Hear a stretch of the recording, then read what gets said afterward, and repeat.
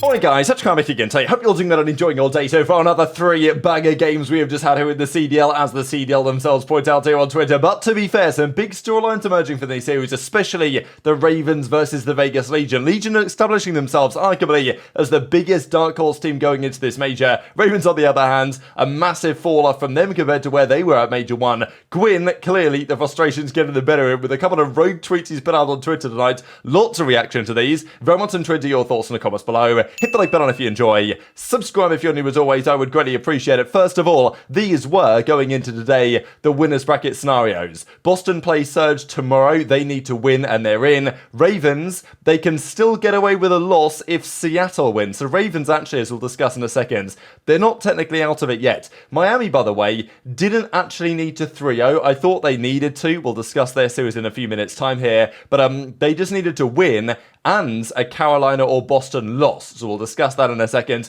Minnesota needed a win and a Vegas win, but well, we'll get into that. And Surge play tomorrow. Just going into this as well, I wanted to mention this, that Vegas, they haven't lost. Their win rate this season so far in Hardpoint versus Ravens, by comparison, was pretty impressive, right? And every Hardpoint map Legion have played this season, they are 50% or better at, right? I mean, they've won 50% of most of their Hardpoint maps against every team they've played so far. Rio is at 60%, and Invasion is now better than that, as we'll dive into. I don't know what it is with Ravens and their obsession with playing Invasion Hardpoint. They're 0-7 on it so far this season going into this series. We saw that continue today. There was that map you guys might remember that Ravens really should have won against Surge back at Major 1. Illy popped that ridiculous like 3-piece over towards the P4 as the hill was back then. That was a map the Ravens had a comfortable lead on. They should have closed it out. So maybe they feel like they're still quite good. They're clearly not still quite good. Maybe practice is different to matches. I don't really know. But for some reason, they love keep playing Invasion. And it's a map that I knew would be in this series, and I just don't understand it, to be honest. Like, Ravens have lost this map every time they played it, and yes, I guess eventually they feel like they're going to win it. But they're 0-7 so far. Legion like that map. Like, Legion will play it in any series if you want to give them Invasion. Like, we saw them win on it very recently the last couple of times they've played. So I just don't really know what Ravens are thinking here, squaring up with these guys on Invasion. I just don't understand. There's so many problems with the Ravens setup. It was an inevitability this team was going to regress to some degree, and we're going to discuss the Gwinn stuff here in a second. Want to give credit though to Vegas, right? And Clay must feel frustrated, not just because he got fried today, like, we're talking bad. And we'll see the numbers here soon, but also because Clay was on Vegas last year, and they had some success at times, but they didn't make it to champs, and right now Vegas are looking like the biggest threat outside of the top 4. I think that's pretty unanimous, really, especially because Los Angeles Thieves still looking kind of shaky and up and down, as we'll get into in a few minutes time as well. But Geo takes over the map 1. What I was really impressed here, to be honest, was just the level of consistency across the board here from Vegas. Attach, Purge, Nero, Geo, all slightly positive, if not very positive. As soon as Nero popped a nice 2-piece at the start of this map, I thought, yeah, it's over, because if Nero's playing well, like, genuinely, if Nero's playing well, this Vegas team is very deadly. Like, I think against many teams, because Attach is very consistent. Geo and Purge have massively increased their consistency. Nero is still inconsistent. I think he's always going to be. But if you get a good series from him, they are genuinely a serious threat. And, well, I think you can tell by the face cams there of Ravens, it was talked from day 1. And this is just the reason why I can't pick Ravens to win a series like this. I just have no faith. Not that they're not trying, but it just doesn't feel like they have the dog in them at all. There's some teams that actually feel like teams. Ravens are clearly a selection of 4 individuals. You can see that based on the post-match tweets. You can see that based on the face cams when they just completely like all of them after they lost the series. The face cams were off. They were disappeared off the face of the planet. Clay dropped a donut here in the search and destroy. Vegas just run through them here on the high rise. And these were the fake cams. Like, Clay had already disappeared. Like, he was just out of there immediately after the game too. The rest of the guys weren't happy. They lost the series. Immediately the face cams were in the bin. And yeah, even Trey says, why are Ravens playing Invasion at 0-8 on it? We know that Brian Saint's got criticism for his coaching over the last few years. Maybe it's time for that to happen again, because they got slammed on the controller as well, man. Like, it was actually so bad. Fellow, to his credit, probably was their best player this series. Yes, he's been a highly questionable position. I just don't know what you do. They had their honeymoon period when they went to LAN. If Clay can't turn it around, the team is completely chalked. And I even mentioned a couple of weeks ago now, if things don't turn around for Clay, could he do a scump? Could he just say, you know what, I've had enough of this, I'm not enjoying it, time to step away mid-season? I don't know. I genuinely think it's possible right now. I wouldn't have maybe said that going into the year, but as it stands, I genuinely feel like it's possible that Clay, after Major 2, if they get slammed, is like, this ain't fun. Ravens aren't giving us the support we need. They're not getting the facility maybe in the time that they wanted to. What changes do we even make? Because Felony was brought in because, you know, these boys were Clay, boys were Brian Saints, and that worked briefly. But the problem is, you know, you start in a difficult spot on LAN and you're struggling. But to be fair, Ravens can actually still make winners. They might start in the winners bracket. Now, their first round matchup of winners would not be great, but at least then they'd get to play a couple of matches on LAN. If Surge beat Boston tomorrow, I think that's what they need to happen. I think they need Surge to beat Boston. If Boston win, then Ravens are done. But if Surge beat Boston tomorrow, I think Ravens can actually still make it. So that maybe would mean they get at least 2 series on LAN. And I don't want to see this team fail, but I just think it's so difficult to say what you even do because they've made a change. It's unclear exactly where you go next with that potential change without, to be honest, calling into question Clay's role and his situation on the team, because Clay ain't playing well at all at the moment either. So it's like, if you make a change and it's not for Clay, I'm not really sure, unless he improves individually, the team is actually going to be going anywhere in an upward trajectory for now. So anyway, Purge did actually throw a smoke in this, which was interesting. Look, it didn't affect the rounds. The game was a foregone conclusion anyway at this point, and they all died anyway. So Attached did kind of address it after the fact and said, you know what, our bad for that one, as he says here. Purge accidentally threw a smoke on the map 3. We died, didn't help us. If we had gotten killed, we would have let them kill us. Regardless, shouldn't have happened. Should not have happened. Like, let's come on, guys. I'm going to talk about this with Gwinn in a second. I know maybe people don't care, but it always gets to me a little bit like, should have. You know, let's go, guys. Let's lock in a little bit here. Gwinn definitely has to lock in, based on what we're going to see in a second. So, look, they broke the GAs. I don't think anyone is really going to care about this. It was accidental. Attaches, look, it shouldn't have happened. The series was only going one way anyway, and I think it was clearly a mistake. And to be fair, Purge was, like, cooking these guys. I mean, look at this here. Purge just destroys Clay. And this reminded me immediately of a statement that Clayster made during Major 1 of the Scump Watch Party. You guys might remember when Clay said that he wanted to team with Purge at the start of the season instead of Gwinn, which would have been very interesting in hindsight. But he decided not to. Well, actually, Purge said to Clay, I think you're terrible at your buds or whatever, so I don't want to team with you. And then, obviously, Vegas were looking terrible, as was Purge at Major 1 on the AR. Ravens looked quite good at that event, and therefore the feeling was down. Like, you know, Clay still a business here, and yeah, maybe took it personal for Purge. Now it seems like the other way around. Purge is the one coming with the fire, Clay's the one getting slammed, and it just shows what confidence can do to a player, because watching Purge's POV today feels like an entirely different player to what we have seen so far, and even Vegas, they're feeling themselves. Look at them go, talking trash. 3-0 sweep, bye-bye, GG to the Ravens. I don't know what's going on with Clay. My feeling is, as with many people, that this online COD stuff is just for the birds as far as these OG guys are concerned, and I don't blame him.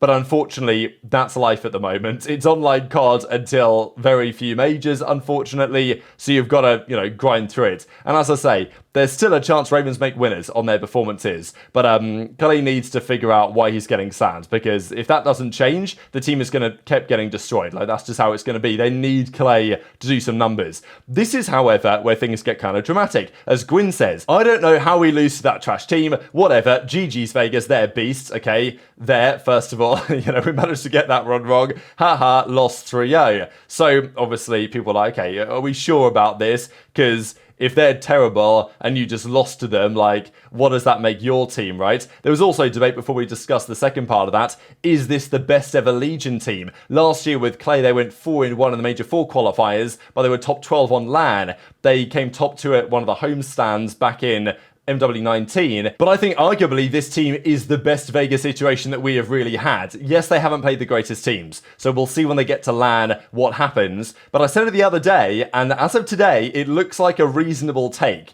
that Geo or Purge could legitimately end up as Rookie of the Year this season. If Purge gets Rookie of the Year, like, I will be buzzing. Like, that'll be such a cool storyline, and it's genuinely possible on the way things are trending right now. So, this is what Theory says. Coach of the Vegas Legion. This might be the weirdest thing someone who has never accomplished a single thing has ever tweeted. Keep your head up, bud, and fix that bad attitude. So, yeah, Theory, of course, clapping back, and maybe you could say, oh, you know, come on, this Theory guy hasn't done anything for years either, but to be fair, he's at least built a team that's better than these guys, you know, the Gwinn guys or whatever, on the Ravens as it stands.